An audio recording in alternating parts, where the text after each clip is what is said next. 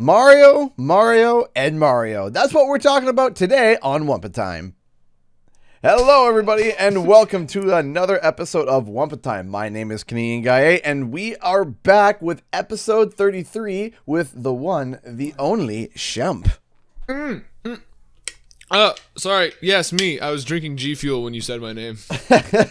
So we're doing this in the morning. So by the time you guys hear this, we probably only recorded like an hour or two before this went up. Yeah, probably.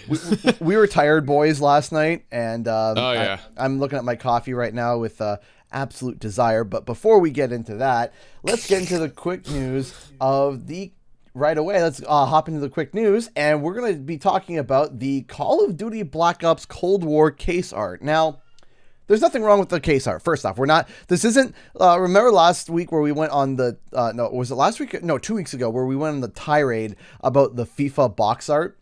Oh, yeah, we had an aneurysm on all the EA Sports box art. Okay, so we freaked out about that. In terms of design, the Call of Duty the Black Ops Cold War box art War.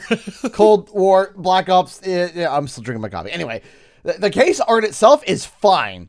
It looks that's cool. It's fine, sure, whatever. But we're going to take a step back from that because there's a certain specific thing that we are very, very confused about. So, remember how things are supposed to be cross-gen between PlayStation 4, PlayStation 5, Xbox One, and Xbox Series XYZ? So, yes. Okay. We knew that cross-generation stuff was going to be a little bit confusing when Xbox introduced Smart Delivery, which it's still a consumer-friendly thing, where if you buy the Xbox One version, you get the Xbox Series X version, right?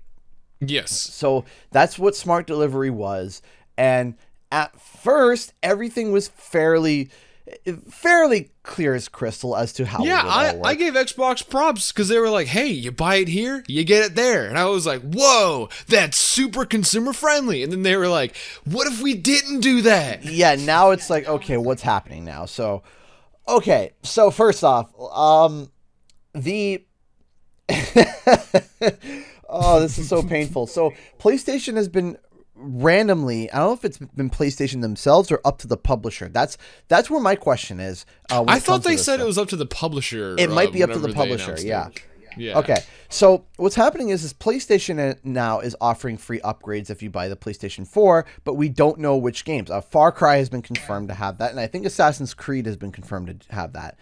Yeah, and we need to specify that these are upgrades, not being backwards compatible, because Sony said if your game releases after June on PS4, it has to work on PS5. So that's just guaranteed that it works, but these aren't upgrades. Yeah, so now, this is where things get really, really confusing. It started the confusing ringing started when was it Madden or 2K? I can't remember which one it was. The sport ball company that turned around and said that, hey, Madden can't be. It only works with Smart Delivery until it was like December 30th. So it was like, yeah, that was Madden. Yeah, Madden, and it was if you didn't buy the game and put it in your system before Christmas or December 31st, you don't get the next gen version. Yeah, so we had a canary about that because that is so stupid and again anti-consumer, but I digress. So now things have started to get a lot more complicated because all of a sudden it became the Wild West and every company is coming up with their own scheme as to how you can upgrade to the next generation. And it's buck wild right now. So yep. So now let's rewind back to what I was saying earlier. Call of Duty Black Ops. So they announced that the PlayStation 4 version of the game, if you pay an extra $10, you get the PlayStation 5 version. So yeah, which understandable, I guess, because they did that with the PS4. Because if you bought Call of Duty Ghosts on PS3, there's a little thing on the front that said, hey, get the PS4 version for $5. I was like, okay, neat. Minecraft did the same thing. Yeah, so you pay 10. So basically, if you bought the PS4 version, and then let's say 4 months later you pick up the PS5, you just pay $10 more and you get the PS5 version for Call of Duty. Fine. Yeah, just $10 for a whole other game. Cool, so, I guess. So, I mean, I was like, okay, fine. But then Xbox they'll release something of arguably the better value, confusing as anything. So, if you buy the Xbox One version of Call of Duty Black Ops Cold War, you just get that and nothing else. No smart delivery. Yes. And no upgrade to the Xbox Series X. But you can play it on your Series X, though. You can play it, but it's not going to have the next gen textures and resolution and stuff like that. But then, that's another thing. We don't know the difference, right? It's just on two different consoles. Yeah, this is where things are really confusing. But then the Xbox Series X version comes with this Xbox One version of the game. What happened to smart delivery? Wasn't that supposed to be the thing? That you bought the base game and then you would also get the next gen game as well for the next console? Dude, I'm looking at the box art. I'm looking at both of them side by side, and my head hurts so much. Like, why would I? Like, this is a question. Why in the heck would I want to? Why would you buy the Xbox One version at all then? What's the point? Yeah, because I'm looking at it. Both say, on the top right corner, both say 4K Ultra HD and HDR. So both are 4K HDR. I assume one of them is 60 FPS because it's Call of Duty. Yeah. And I don't understand. If you get the Series X version, you get the Xbox One version included, which makes no sense. At no additional cost, yeah. Essentially, what it is you're getting, if you have a Series X, you're getting 2 copies of you're getting 2 copies of Black Ops Cold War on your account for no reason. I'm confused as heck as well, because if you look at the Xbox One version, it has that little black marquee at the top left corner that says Xbox One Series X. And then the Series X case, it has the same marquee, except the Xbox One and Series X text is swapped. Yeah, they're swapped. And on the Xbox One case, on the bottom left, it says Xbox One game playable on Series X. And the Xbox box has the Series X sticker in the top right. And It says game included Xbox One version. What is the point? I cannot wrap my head around it. I don't understand. Again, I want to clarify for those listening, though. I do agree that the Series X version overall is more better bang for your buck than the PlayStation 5 version. Right now, the best bang for your buck is to go buy the Xbox Series X version of the game. Period. Done. There's no contest there. Yeah, even if you don't have it, just get it. I guess you on one hand, you buy the game. On the other hand, you buy 2 copies of the game. Okay, right. But the thing is that this is getting way over necessarily complicated. Now, the thing is that not only that, but the box arts look almost identical between the Xbox One and Xbox, where they made they got rid of the gigantic sticker that says optimized for Series X. That was just this giant trapezoid of what the heck. And they made it a little square. I sent you that. Yeah. I sent you that, right? They put it on the back now. Yeah. And also they have it on the back. Fine. But they have the Series X logo in the top right corner, which is great. But now the thing is that I'm just thinking about the grandmothers and the mothers going to the game stores and picking these games up and not sure which version to go with, because the case arts in terms of the way they're done look exactly the same, because they both say playable on Xbox Series X and they both say playable on Xbox One, and I don't understand. It doesn't make sense, because what's the point of smart delivery? What was the point of that? You're thinking of the grandmothers and stuff going to the game store, dude. Think of me. Think of the game store employee who has to constantly be like, no, that's not how it works. Right. And this is what I mean, is that you gotta make things. Sometimes you have to make things kid stupid. That's it. Right? Yeah. You have to the rule 1 of business. You have to assume that the consumers are dumb. That you just gotta have to do that because that's a grand majority of consumers. I know, I work with them, and that's how they are. Yeah, the saying is keep it simple, stupid. That's a saying that I've heard. Yes. Keep it simple, stupid. This is not simple, stupid. This is just stupid. No, this is stupid. Now, two things for this one. One thing is, when we were transitioning from the PS3 to the PS4, companies were kind of slow, like they were kind of gently nudging us to next gen. Like you'd have games come out on PS3 and PS4 and it's like, oh, the PS4 version gets this one extra thing, and it's like, oh, okay, I'll look at that in the future. So Call of Duty is like, no, either you get next gen or you're just too poor to play with all the other elitists. So they said that. And for this is from the Call of Duty News Twitter account, like the official 2 million followers account.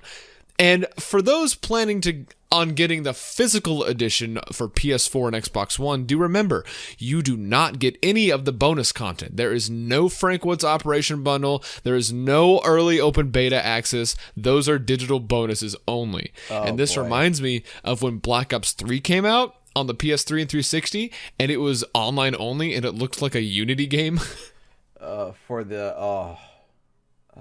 Yeah, and did you see the picture I sent you of the NBA 2K21 Xbox One box art? No. My God. Okay. Remind me. Okay. Because, wait, I'm looking at it right here. Okay. So since we're both looking at it, I'm going to explain it to the audience. It's NBA 2K21. It says Xbox One at the very top. There's a sticker on the plastic that says a 2K21 experience made for Xbox One. And then on the top left, where that big black bar is, where they list all the consoles, it just says Xbox One, and there's like 40 meters of dead space. But I don't get it. But you can just change it, shrink it, don't put it there.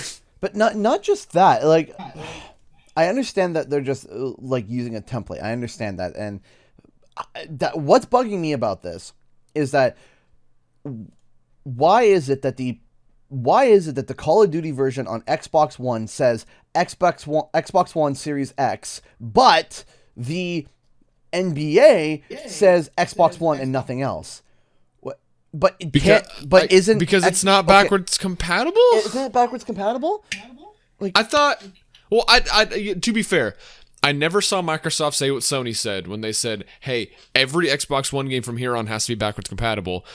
And I don't understand why they wouldn't do that. But they said just to make it easier on everybody. Well, no, they did say though that they said like when the new Xbox launches is backwards compatible with the Xbox 360 and all Xbox One titles. That's what they had said. I remember they made an article post saying that day one you'll be able to have access to 4,000 plus games through all three libraries of Xbox 360, and Xbox One.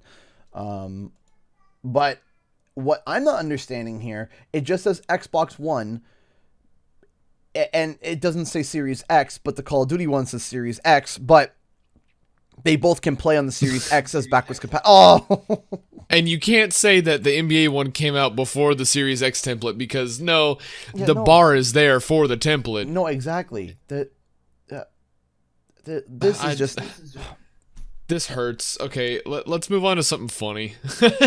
Yeah, so what's going on about this? So I have been hearing through the grapevine, the user score for Madden 21 is literally like 0.2. No. It gets way better, dude. What is happening? So what is happening over in the Madden side of things? So one of my favorite parts of amidst all the controversies is when every sports game releases, there's also like a phone game, right? Sure. I don't know how it plays. I don't know what the difference is or anything, but whatever. It's just a sports. So on the Google Play Store, when it first came out, it had 400 reviews and it was a two stars out of 5. So this guy on Twitter who's the head of Madden operations, I guess he just looks over all the games, make sure all the games are being made, yada yada yada, whatever. He's like basically the executive, and someone tweeted a screenshot of that score to him, and he responds with, "Well, 2's better than 1." So now on the Google Play Store, it has a 1.2 out of 5 with 6,000 reviews. Now, don't worry, but wait, there's more. So if you know how the running gag is, oh, the sports games are the same every year. Yeah. Even Madden fans are starting to catch on to that because Really? a lot of people. I know. Finally, welcome to the club. So there was someone on Twitter. I forgot who they are, but basically what happened is they paused the game in Madden 21. They paused the game. They moved the camera up and they looked in the bleachers. And you know, with football, there are banners all over the place that just say football, or just whatever it is. So in the very top in the bleachers, behind the crowd, there's a big banner that says Madden 19. And don't worry, hold on, I'm not done. And then out on the field, on the sidelines, you know, the coaches have their own little desk, I guess, that they sit at, and the banner in front of that said Madden 20. And not only that, it gets worse. Someone did a 4 video compare, like they did, it was a video with 4 little videos inside of it comparing, and they were comparing the touchdown animation from Madden, I think 18 through 21, and they were all exactly the same with a different camera angle. And only one of them had confetti, and that was 18. Confetti. Like, That's hey guys, she's looking a little bit stale. Add some confetti. I lied. There's another thing. Hold on. So I forget what it was, but there were 2 players in Madden 21 who they somehow got their likenesses mixed up because it says that they're supposed to be like these 2 specific players, but they're using the same model. Here, I'm going to send you a screenshot just so you know what I'm talking about. I think the player's name is supposed to be Nick Mullins. But they use the same model for 2 different people. And guess what? The model isn't either of those people. So it's just some dude who has 2 different names in the game. So that's all of my Madden controversy. Oh, so the controversy is that people are realizing that Madden is literally just a copy and paste every single year with stat changes, ever so slight mechanic adjustments, and new UI. You're a slight mechanic, dude. You're giving them too much credit. Oh, too much. Sorry. Well, listen, you gotta give them credit. 18, they added confetti. I mean, man. Oh, dude, you're right. Oh, but then they took it out, man. I guess it was too hard on the Xbox One. And the thing that makes it even more sad is that majority of Madden and all sports game fans know this because at work they'll say, "Hey, how's the new Madden?" And I was like, "Did you play last year's?" "Yeah." "Well, there you go. Did you like it?" "Same game." And they know. They say, "I know it's the same game." And I ask, "Why do you buy it?" And the answer's always the same. "It's got new players in it." Yeah, but it does. You see, I'm paying $60 for like 2 extra dudes, bro. Well, the thing is that, like, I think this is a big thing that comes with sports. And now I'm entering the realm of sport ball. This is where I am unknowledgeable and I trip in the darkness. Oh, same, dude. I am not versed in sports ball at all. Like, the thing is that I do watch football with my parents and I do enjoy it, but I'm not like, if the team that I'm rooting for loses, I'm not upset about it. It's like, well, all right, whatever. It sucks. But here's the thing, though. And this is where my confusion really comes from, is that people, and I think this is maybe, I'm trying to think psychologically as to why people do it every year. Every single year, every football fan has their favorite team, right? They have their favorite team. They have their favorite setup. And what happens is that when when the team gets updated players, I feel like that the people get a connection to those players. They see them succeed and do well on the field, and they like that, and then they want to see some sort of a representation of that new player in their new game. So when they pick up the new game and they see the name of the character in there and some model that looks generally in the direction of what they look like, unlike, poor Mullins over here, it gives them a special connection. Like, it makes them feel like, yeah, now I'm playing as this new rookie that I like, and I'm staying up to date, and I'm supporting my team by playing Madden and living this fantasy of and people also too get angry at their teams when they do stupid plays and they screw up. Yeah. And they're like, why would you run that play? That makes no sense. You would do this and I would do this and blah, blah, blah, blah, blah. And then Madden is their way to be able to live that fantasy of here is how I would play in the NFL if I was the coach. And I think that is the only explanation. That is the only explanation I can have. Yeah, if you're an avid Madden or NBA player, and you're listening to this, please educate us. Like, is there justification? Do you know it's the same game and you always buy it, or do you wait for it to drop down to $20 after like a week of being out? Please let us know. But you know what we need to let other people know about? How frustrated we are. Very, very upset. Oh, man. So, man, okay. Man, oh, man. Man. Literally, you ever have those moments where so much information is jamming into your head at once that your brain just kind of like short circuits for about 6 seconds because all the information is just trying to, come out, and you like have verbal diarrhea of just incoherent screaming? That's where I am at right now. Yeah, all Xbox Series X stuff. Okay. Oh, Mario, my bad. So, today's subject matter and the main content of Wumpa Time and your main daily dose is Mario Madness today. Mario. Oh boy, here we go. So, it was yesterday morning I woke up to my wife telling me that the Discord is going a little bit crazy and there seems to be some new footage of something. Now, I thought at first it was something for Crash, and I was like, oh boy, Crash. No, it wasn't Crash. It was Mario. Nope. I was like, oh, okay. And Nintendo dropped a 15-minute direct of just Mario games, because this is the year of the 35th anniversary for Mario, arguably the biggest icon in all of gaming, the most recognizable character almost ever from one of the biggest companies in the world.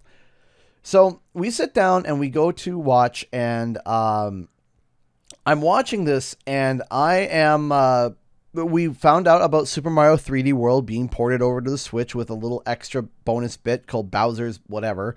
Bowser's a furry, yes. Yeah. So Bowser's a furry. So that's a separate issue in its own, which I've complained and moaned about many times, and people don't care about my complaining and moaning, but I'll just mention it. It's another port with just additional content that they're charging $60 for. But I digress. It's another Wii U port. Fine, whatever. Yeah, sure. Now the Wii U officially died that day, so R.I.P. Wii U. Isn't there like one more, like Xenoblade Chronicles, I think, or Xenoblade something? Isn't it a Xenoblade game? Nope, they're all on Switch. I feel like there's one more game. I still feel like there's one more game. Xenoblade Definitive Edition came out. Xenoblade 2 came out, and then Xenoblade, the expansion for Xenoblade. I think that's it. I might be wrong, but anyway.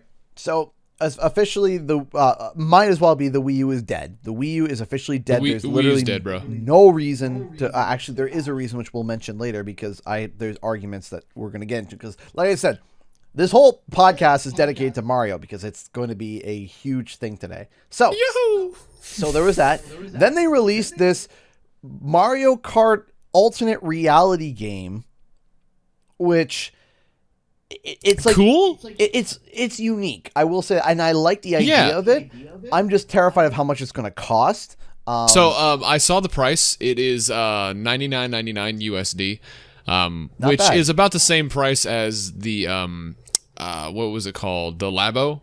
Labo was like 80 when it came out. Is it really only 90 bucks?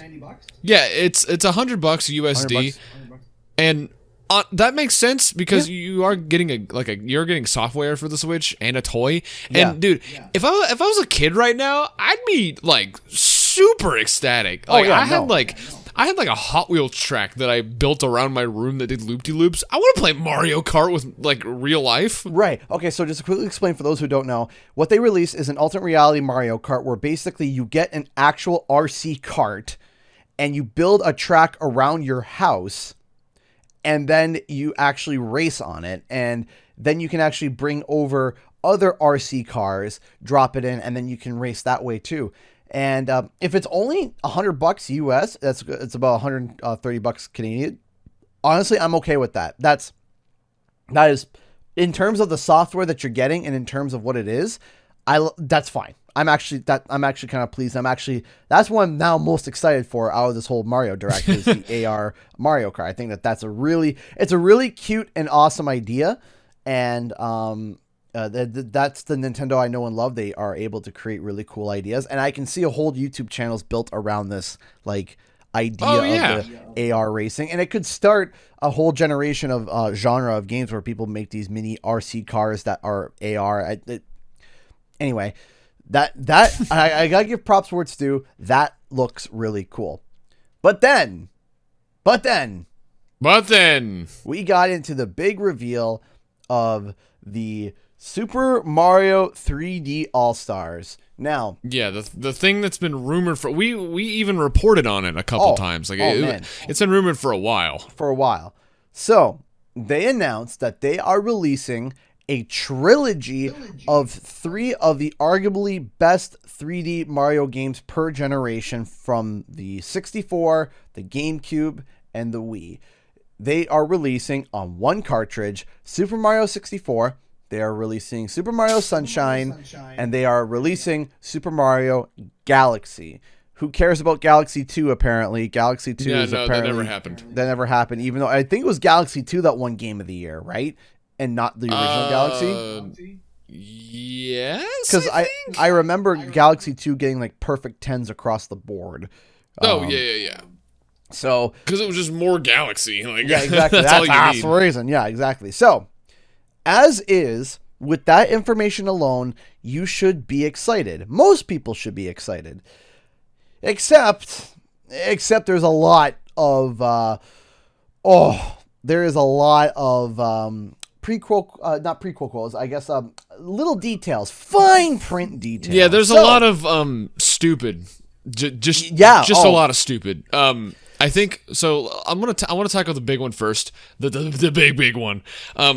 This is only being released for a limited time for no reason. For no reason at all. This is being released in 2 weeks from now. So September 16th. That is two Wednesdays from now. And it's going to be physically and digitally up until March, I believe, 2021. And after that, it's going to get delisted and it's going to be put out of print, and you can never get it again unless you buy it used when it's going to be double the price, because that's how the Nintendo tax is. Now here's go ahead. I'm just saying there's no justifiable reason for this. No, there's none. Now, here's the thing. Some of you might be saying, "Oh, well, if it's available digitally, I'll just get it digital because it's just a limited physical run, right?" Nope. Nope, they are taking it off the digital store as well. Yep. So if you want to buy it, like I said this to you before, but when PT came out for the PS4 and it got delisted from Konami, people were selling their PS4s for like $800 to $1,000 just because it had a free demo on it. Can you imagine what like a Switch is already double the price because of COVID? Can you believe a COVID Switch with this game on it? It's ridiculous. And there is a number of other issues too. So first off, that is the biggest one. If you go to my Twitter, Canadian Guy with an extra H, shameless plug, cast. I made a tweet, and it's got over 2,000 likes now, and I have caused a mini war in my comment section. Like, every time I'll refresh my Twitter feed, I'll finish reading a comment, I'll refresh it, and I'll have 20 plus notifications. I'm like, oh, all right. Uh-oh. So, yeah, and it's all mixtures of retweets, likes, comments, and screaming. So, where do we start with this? So there was that. The next issue is that these are ports. Yes. These are not remasters. So these are, because, okay, you can argue that they're remasters because they are changing some things. It's not a remake. It's just a port plus. There are, none of the textures are redone. None of the models are redone. None of anything is redone. The only thing that they changed is they changed the resolution setting, and for Mario Sunshine, they went from 4:3 to 16:9 with native, which is fine. But Mario 64, exactly the same, 4:3, and it's being displayed in 720p, and it's 720p in 2020. 720 2020, and there is some sort of anti-aliasing, which is neat. So it's all smoothed out, but it's a Nintendo 64 game. So, like, dude, my PSP could do that. So, yeah. And now we go to Mario Sunshine, which, like I said, it's 1080p, 16:9, still 30 FPS. Don't understand why, because Mario Galaxy is still 60. It's still 60 FPS, but Mario Sunshine is just widescreen HD. Nothing redone. All the models are the same. They're all still low poly. All the textures are the same. They're just sharper now because of the resolution. And so it's an HD remaster. Yeah, it's just an HD remaster. Yeah, that's exactly how to put it. Nothing's redone. Okay. And what I don't understand, my question before we get to Galaxy is, how is Flood gonna work? Because you had to use the analog triggers in the GameCube controller. You can't use that here. Yeah, so that's another issue, is that you can't use... So, if you don't know, the Switch has a GameCube adapter where you can actually plug in this little dongle that allows you to play certain games with the GameCube controller. You can play a good chunk of games with it, but it just... Oh, a very good chunk. It just recognizes as a Pro controller, but so, like, you can't use... Like, the GameCube controller doesn't have all the buttons that you need, so, you know, you can't do certain things, but you can play whatever you want on there. Exactly. Now, the thing is that you can use a GameCube controller for your Super Mario Sunshine port. However, you're not going to be able to use it at full functionality. Exactly. They're just buttons. Now, what my confusion is, and this is where I am like beyond confused, is that how is it that the GameCube port doesn't properly work with the GameCube controller? I'm assuming it's because the Switch isn't designed to read analog from that adapter, but the adapter has it built in, because when you plug it into your PC, you can see the analog triggers. So I guess they just didn't care. Release a firmware patch for the Switch. No, shut up. That's too much work. Ew, gross. Like, okay, if the Switch can't recognize the analog, release a firmware patch. No. I don't want ya. We always get patches when new games come out. Like when Ghost of Tsushima came out, we got new patch. Every single new game that comes out, usually like, hey, we got to do a quick firmware patch, and it's done. There, you're finished. Now you can get playing the game. It literally is like 4 minutes of inconvenience at most. If it's not for system stability, I don't want it. So you can't use that. Now, then we got there's so many layers to this. So 64 is 720p. Yes. Now, what's really funny about this is that the fact is that we just got a massive leak, not like 2 months ago. Yeah. Where the source code. For Mario 64. For Mario 64 is on the computer. Now, we talked about this because there's a difference between an emulation and then it running natively on your computer. Yes, and like that's something else I wanted to tell you. They altered this game because if you go back and look at the trailer, if you look at when they show Mario's head on the title screen, it says press plus. It shows the Switch plus sign on the Joy-Con. So they changed that. They could change the game.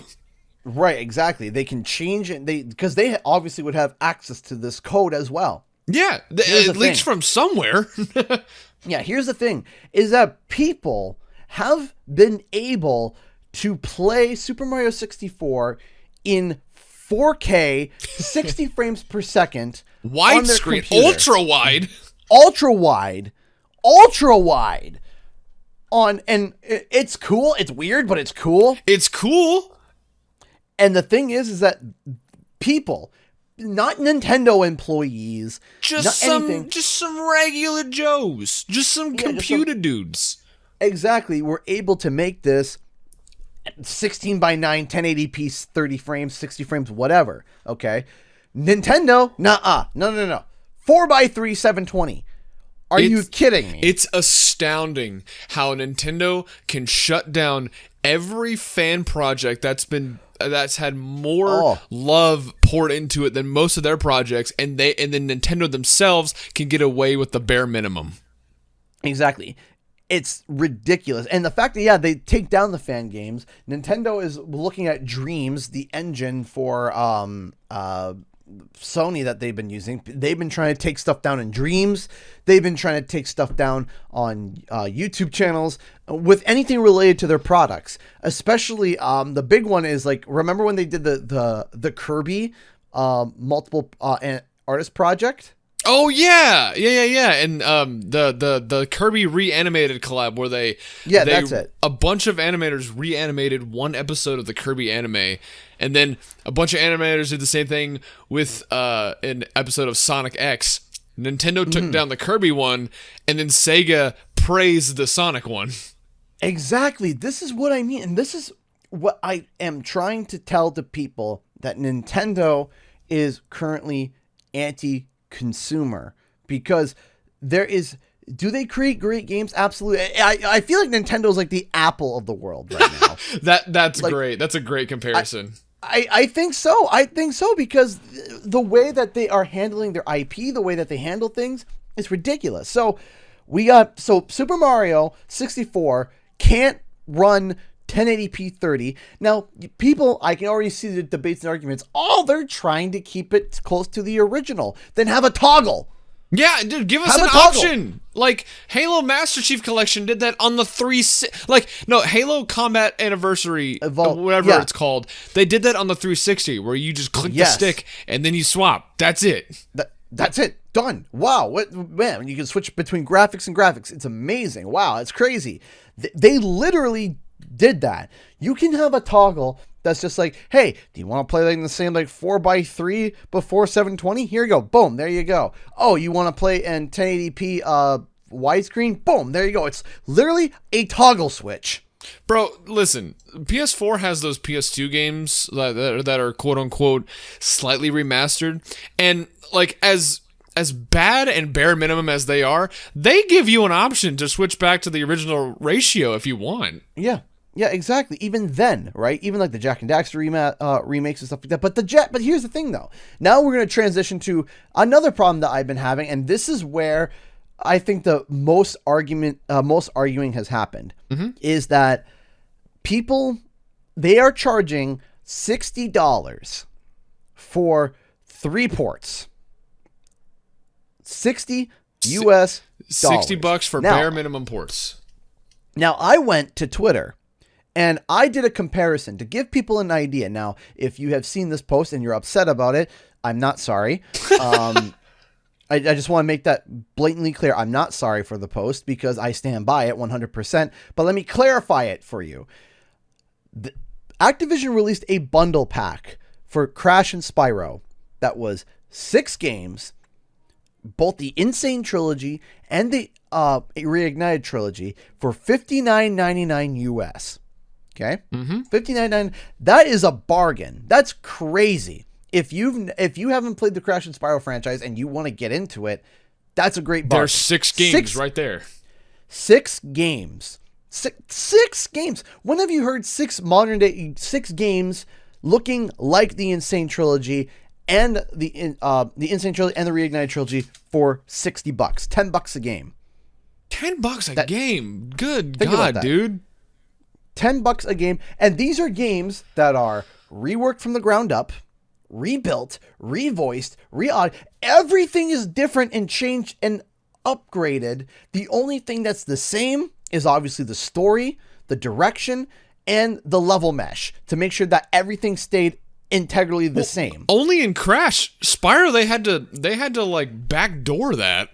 Yeah, but they still did it. They still achieved they still attempted to achieve the exact same thing. Is it 1-to-1 wireframe? No, but they attempted as close as they could to make it work, right? Mm-hmm. So and the point that I was trying to make is people are saying, why are you comparing Crash and Spyro? Mario's worth more than Crash and Spyro. That's 100% subjective, one.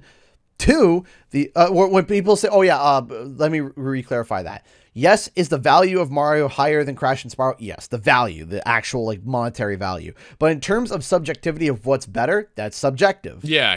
You can't turn around and say like, oh well, this is objectively better. No, you can't say that because gaming is subjective. But I digress.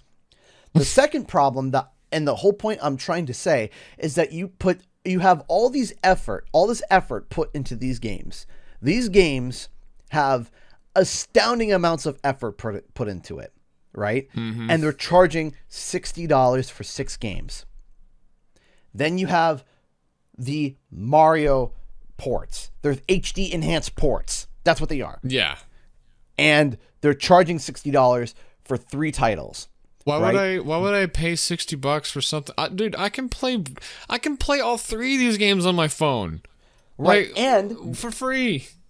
Then Nintendo acts like emulators don't exist. What are those? We took down Emu Paradise. What are emulators?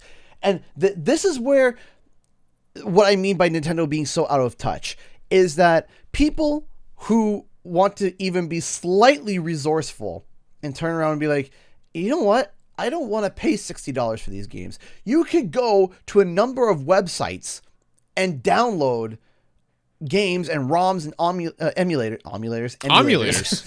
Emulators, that's a new one. You could download a number of emulators and ROMs and play these games in better resolution than what these ports are doing. Oh, speaking of resolution, let's get into that for a second. I don't know if you saw this, but so Mario Sunshine is 1080p docked, 720 portable. Fine, every game does that. Mario Galaxy 1080p docked, 720 portable most. There's an asterisk. Most of the time. What's most? Dynamic resolution. No. Yeah. This Wii game is too much for the Switch. No. They could have optimized it. Nope. They did like I said, the bare minimum. This is what happens when you port a game, you change the resolution slider, and you're like, all done. All right, ship it out. Oh my gosh. Like, this is what I mean. It's like you can, if you're slightly resourceful, you can play Super Mario Sunshine right now in 4K 60 frames on Dolphin. That's something else. Now. 60 frames. Okay, on the trailer. Frames. They still show Mario Galaxy at 60 FPS on the Switch. Looks great. Why is Mario Sunshine not... Dude, again, like you said, Dolphin, there's a code to unlock it to play it at 60. I don't get it. You have the source code. Change it. If something's tied to the frame rate, change it. Even if you don't even have the source code, even if you're like, I don't know where the source code is, why is it that a Dolphin emulator can do it? Why? Why is it that a user-based system can do it and Nintendo can't? Pride, I guess.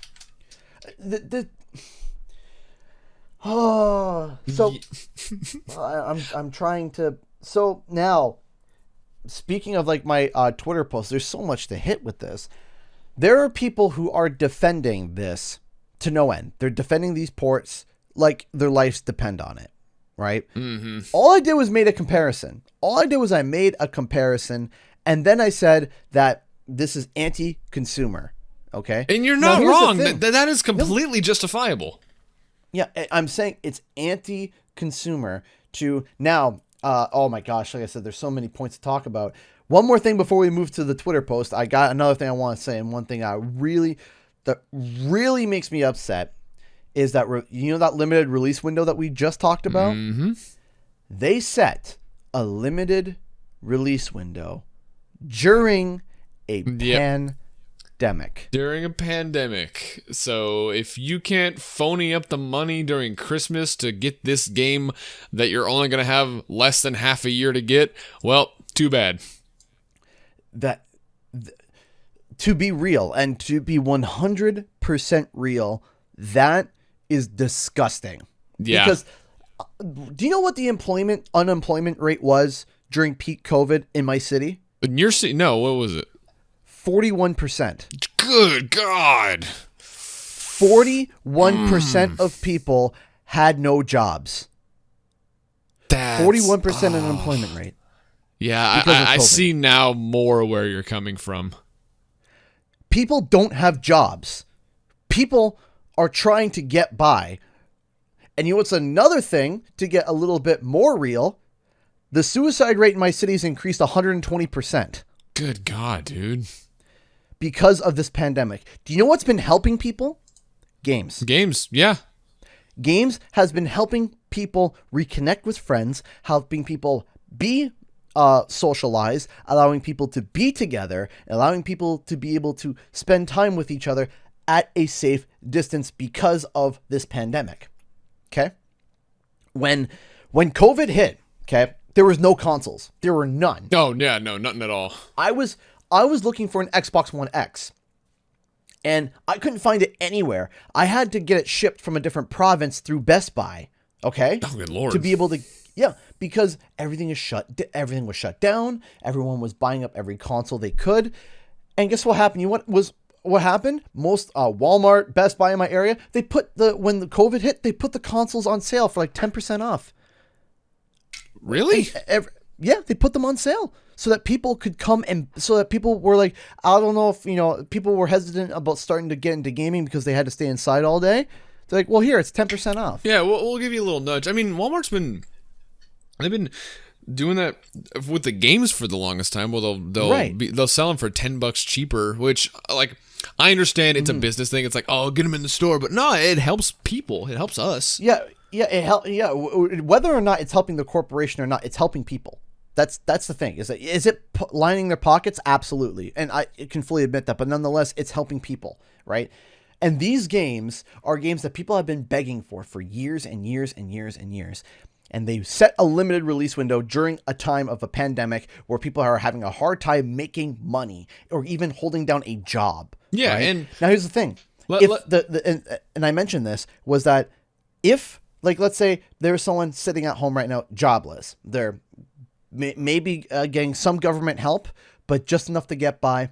And they see the game comes out and they're like, man, I want that game. I really do. I want a Switch as well. I can't get a job right now because of this pandemic, but it's okay.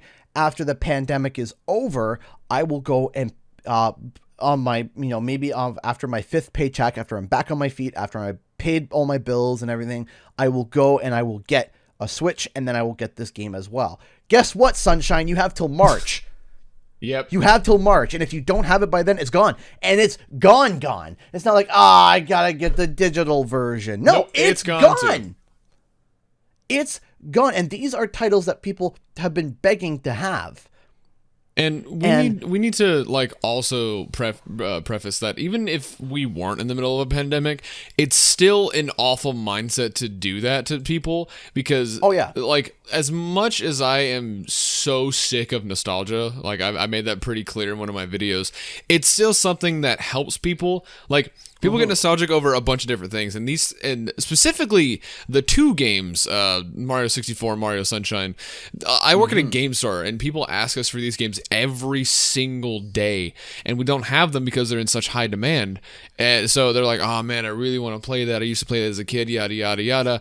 And now there's an easier way to play these games officially without having a backdoor and emulator on your bad phone or your really crappy laptop or PC. You can pop it in a Switch and play it, but guess what? No, you can't because it's off print now. Thanks, Nintendo. And then that brings in the scalpers. We didn't even mention about the scalpers because scalpers. already people are on eBay. On eBay. eBay. People are already on eBay, literally selling their pre-order. The game is not even out yet, and they're selling people the pre-order concept of like, hey, I got a pre-order. When it comes in, you pay me money. When it comes in, I'll send it to you. And they're charging people $100, American, $89, $99 already. Yeah, let me, I'm going to look up, I'm going to see if any of these pre-orders sold yet. Cause someone listed it for $1,000 and said, physical ultra omega rare. A physical ultra omega rare. That's, man, when I describe something, that's how they sold. I'm looking at the sold listings. I'm seeing multiple sold listings for $100. Yeah. People, there's so many it's already going for $100. Oh my God. And the game's not even out yet. It doesn't come out. It's not out for another 2 weeks, and not to mention, it's not even delisted. What do you think is going to happen once it gets delisted? Dude, hold on. 1, 2, 3, 4, 5, 6. There are over 30 sold listings in America, and the average is $100. That's disgusting. That is disgusting. And guess what? This is all fueled by Nintendo. All of it. Yeah, all of it is all fueled by Nintendo. They don't do anything to try to stop it. No, they don't. And this is what I'm saying by saying that Nintendo is anti-consumer. And I remember a side argument that I made with a buddy of mine. It wasn't an argument. We were just talking. And I made a point about there's two other things I want to mention too related to each other is the fact that with the Nintendo Switch, you can't just buy one Joy-Con. Oh yeah. Unless it's like, local game store who sells them used. No, you always have to buy them brand new in a pack. Brand new. Yeah, you have to buy them in a pack. Now, I have seen the right side Joy-Cons you could buy one right Joy-Con, but it's not the same. It's got the HD rumble removed. It's got the IR gone. And what? Really? So what they do is that they sell the right side of it. It's got the motion controls are gone.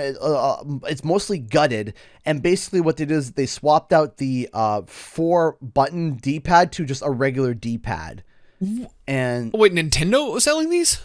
Yes, it's a Nintendo branded, but it's missing features. It's missing the HD rumble. It's missing the. I did not know this. Yeah. Hold on. Let me quickly look it up. It's the Pokemon Joy-Con Pikachu. I'm trying to find the. Let me find it here quick. It's here it is here. It's the D-pad. Here it's the left Joy-Con, but okay. Here it's It says official Nintendo licensed product. I think it might be through a third party technically, but yeah. Oh yeah. Okay. So those are the Hori Joy-Cons. Those are sold as a cheaper Joy-Con. It's not even wireless. It only works when it's on the Switch. I thought you were saying that this was a Nintendo one. All right. Okay. Sorry, but I mean, it has the Nintendo sticker. Like Nintendo's like, yeah, that's Yeah, so they licensed these, and I saw these, and it was like, okay, it's a cheaper one with a better D-pad, cool, but it's not wireless, so you're still selling them a cheaper product with limited capabilities. So it's literally just doing one job, just acting as buttons.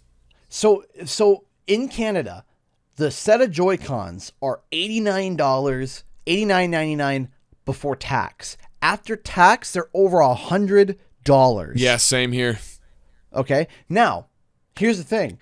Someone stood up and said, well, you're stupid. And the reason why you're stupid is because you don't realize that Joy-Cons can be used for 2 controllers. You know what? Fair point. Here's my question. Why can't I just buy one controller then? Yeah, what if I'm just by myself? I don't need 2 controllers. I just need one. What if I just need one controller? What if I just need one? Get the Pro Controller. It's the same price. It's the same price. The Pro Controller is more expensive than the PlayStation and the Xbox controllers. It's more expensive. Yeah. Only because it has more technology in it, but it still serves the same function. Like, it has the NFC reader in it to scan amiibos, but cool. I don't really use that ever. it's there, I guess. Then okay, if you want to have your third party, like you got the Pro controller has the NFC reader. Who cares? Yeah, I don't use it. I could just go grab the Joy-Con that it came with and just scan it and then put it back. Yeah, like why? Why do you need to? Why if you can't? The thing is that if you can't compete with the market, if you want to turn around, you're like, okay, the reason why this costs more is because of this. Okay, can we make an alternative option? Can we make something to make it comparable with the other consoles? And they don't. They're just like, yeah, it's $89, take it or leave it, right? And then they sell their docks separately, because the thing is that there was an idea that was just like, oh yeah, it would be really cool is if you could have multiple docks around the house and you just drop your Switch into one dock and then, I want to go upstairs. You go upstairs, you drop it in. How much is it for a dock? A dock by itself. In America, it's like $70. Are you serious? Yeah, because we ordered them brand new at one point, and it was just so expensive because people would come in and be like, "Hey, I need a dock." Okay, we have a new one. It's $70, and they're like, "Why is it so expensive?" And I was like, "It's Nintendo tax." And then someone traded in a third-party dock. It was the Best Buy brand, and the market value for that was like $20. And I was like, "Yeah, just get this." And they were like, "Okay, that's way better." I was like, "Yeah, I know it's better." Yeah. So I'm looking right now. If I go to Nintendo.com, it costs this is even American too. It's $90. Oh my god. Let me change the region. Let me see. Is it different for Canada? Let's see. Oh my gosh, it's $120. Why? That is a third of the price of the Switch. I know, and it's a piece of plastic that all it does is it just adapts the. It's a piece of plastic with an HDMI port. Why is it $120? It's $120 because here's the thing: is I thought it'd be really cool to be like, hey, let's put a Switch dock downstairs. Let's put a Switch dock in my office, and we'll throw a Switch dock in the bedroom. Why not, right? And if it's like $30 Canadian, sure. Spend $100, but I got docks all over the house. I could be playing Pokemon or playing whatever the heck I want. And then if Zoe is like, hey, let's go downstairs and let's talk. Okay, pick up the Switch, go plunk it down and go play games together or whatever. Right? No. Nope. For me to do that in Canadian, it's $360. You might as well just buy another Switch. I know. It comes with another dock. That's what, I mean, we have two docks at my place only because we have two Switches, so it just kind of came with one. So yeah, exactly. We want to do the same thing with our bedroom, but I'm not going to drop $80 for a piece of plastic. Now, no. So let's get since we're nearing the end, I guess we should objectively get a little more positive. I saw this and thought it was neat. Mario Galaxy, you can play the whole game with just the controller. You don't need motion controls, which is neat because that was one of the big things on the Wii is that you had to use the Wii remote and constantly shake it.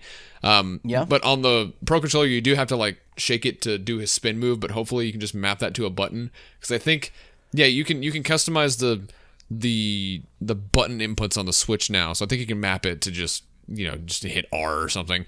Now, I thought more about how Flood is going to work on the Joy-Cons because the triggers are digital, not analog.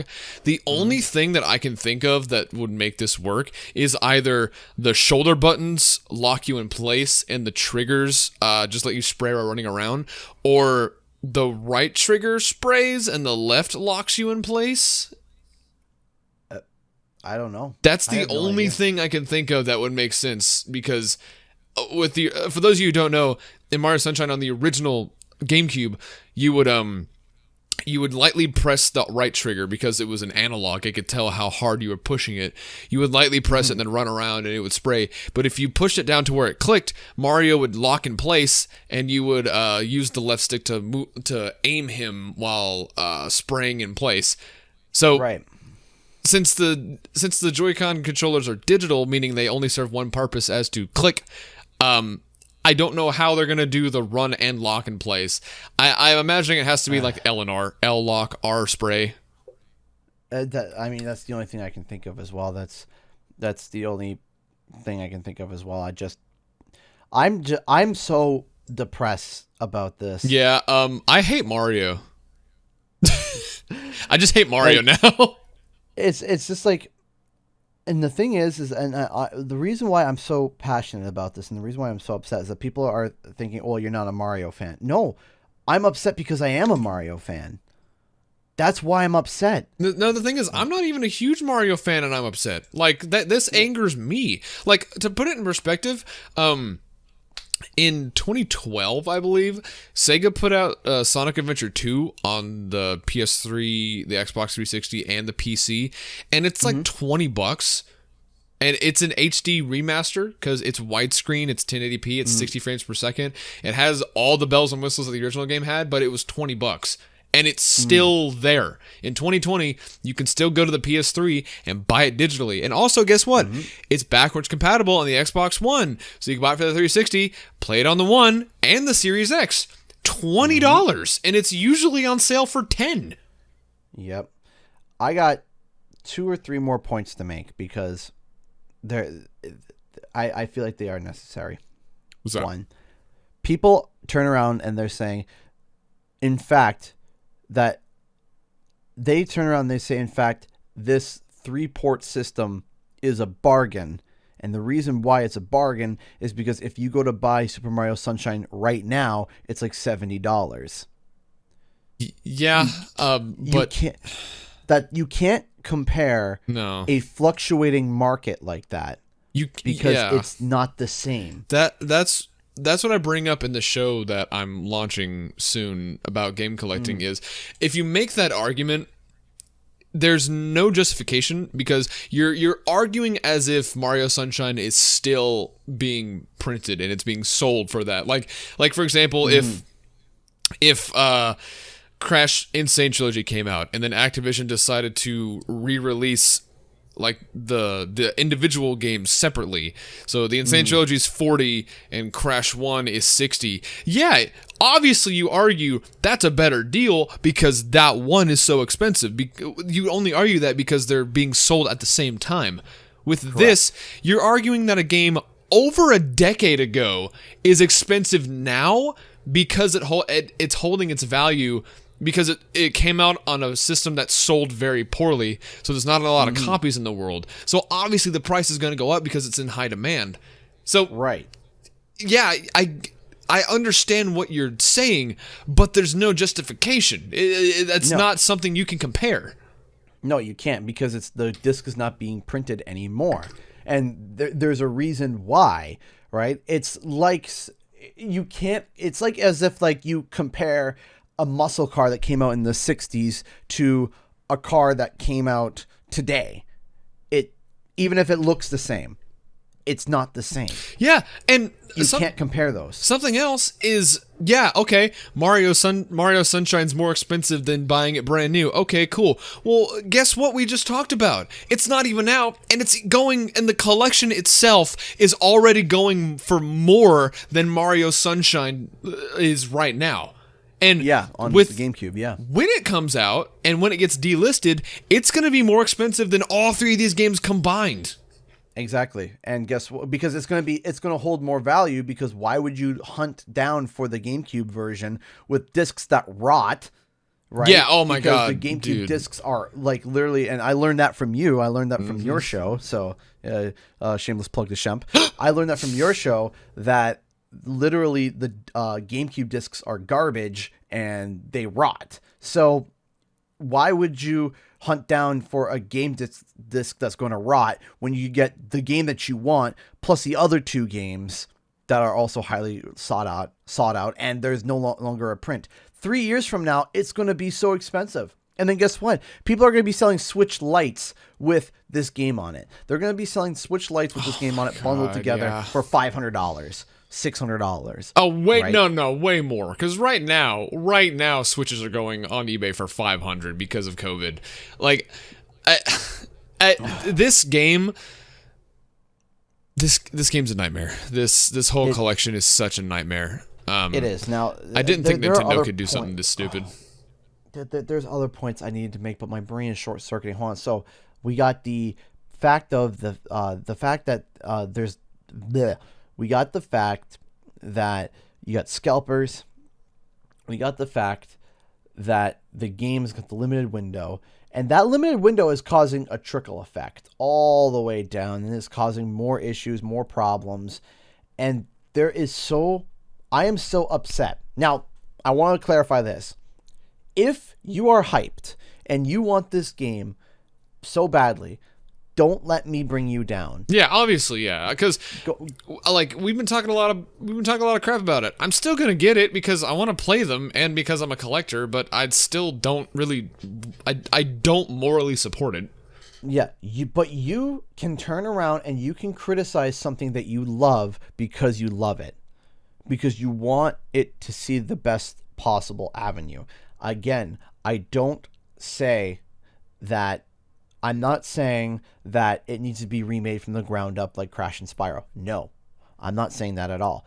I'm okay with it being ports, but remove the limited time window, which is the biggest issue, and drop the price. If those are my two problems, if you release, even if you did a limited physical window but kept it digital, fine. Even I still don't like it, but fine. Yeah, sure. Fine.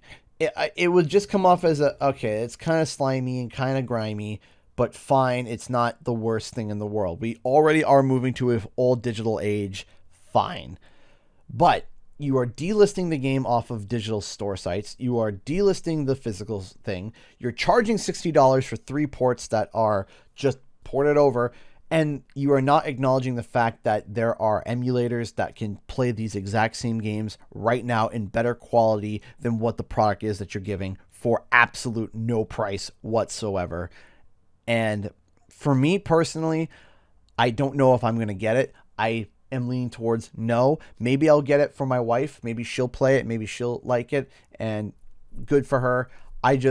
I'm having a hard time with it. Oh, yeah, one more thing. You can't play co-op with Switch Lite. Oh, yeah. On Galaxy. You can't do Mario Galaxy co-op with it because, no Joy-Cons. No Joy-Cons. So, again, another feature being removed because of your console choice, right? Again, they couldn't... could you not just hook up yeah, you can sync up a Joy-Con to it. Okay, so why couldn't you just buy a little stand or set up your Switch Lite like a little stand and then have 2 sets of Joy-Cons playing co-op with it? That's the thing. Like there are ways to do it. They're just like, it's just not worth a hassle. Just remove it. Yeah. No, this is why I'm upset about it. I am not upset at the games. I am upset at Nintendo and their business practices surrounding this game. And that is why we are both upset. Yeah. And this is why I'm bummed about it. Yeah, like people who are fans of my channel, I rag on Sonic a lot, even though I'm a Sonic fan. That's because I want it. That's just because they're bad. But at least with the Sonic games, they're affordable. Like Mania came out at $20 on sale for $10. Forces came out at $40, not $60, and it's already down to $20. Mario Kart 8 is still being sold for $60. And that's a port too. That's just a port with everything unlocked. Oh, I'm sorry. They added a Gold Mario. I'm sorry. They added Gold Mario. It's justified now. I think what's even more insulting is that new Super Mario Bros. U Deluxe is also still $60. This is what I mean.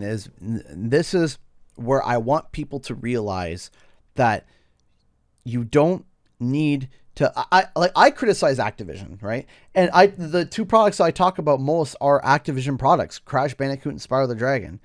And I criticize Activision. I turn around and say, no, this is not right. This shouldn't have been done. Here's a problem. Here's this. Here's that. Because I love these games.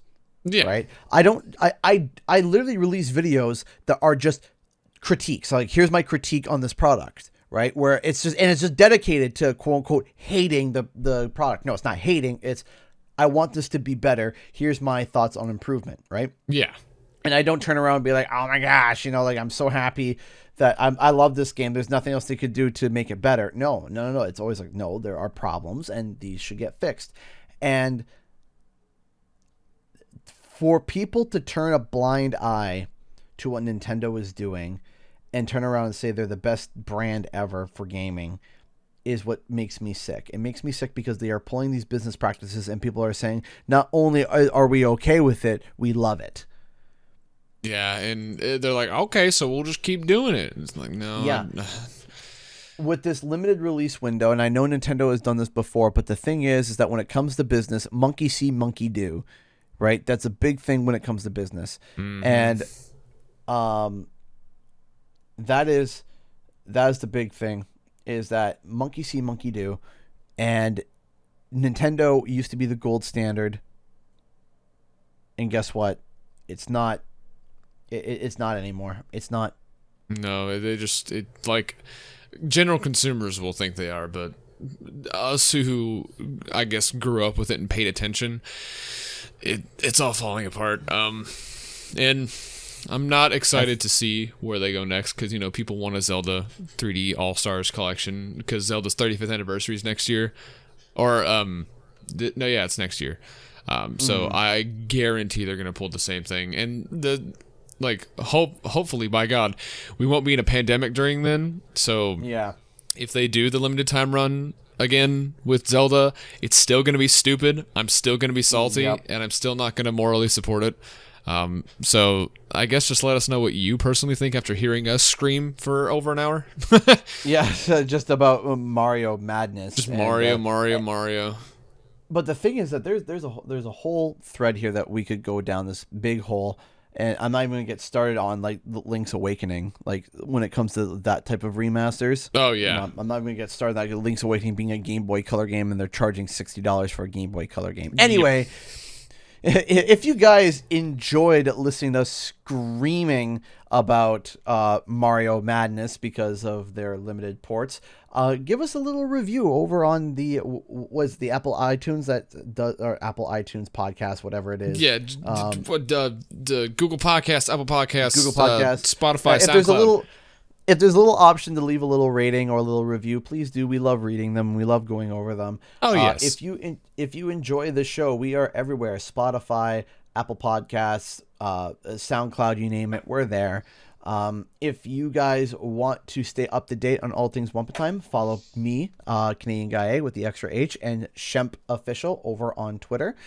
We post every Saturday or we make a podcast every Saturday or Sunday, depending on our schedules and what conflict shows up. And we are still waiting for carrier pigeons to show up with your highly requested questions. Speaking of questions, go over to Twitter if you have hashtag WumpaTime if you have a question for us, and we'll try to answer it next show. Did I miss any plugs? Nope. Nope. I think we're good. Anyways, ladies and gentlemen, thank you so much for listening, and we'll see you guys next week. Bye-bye.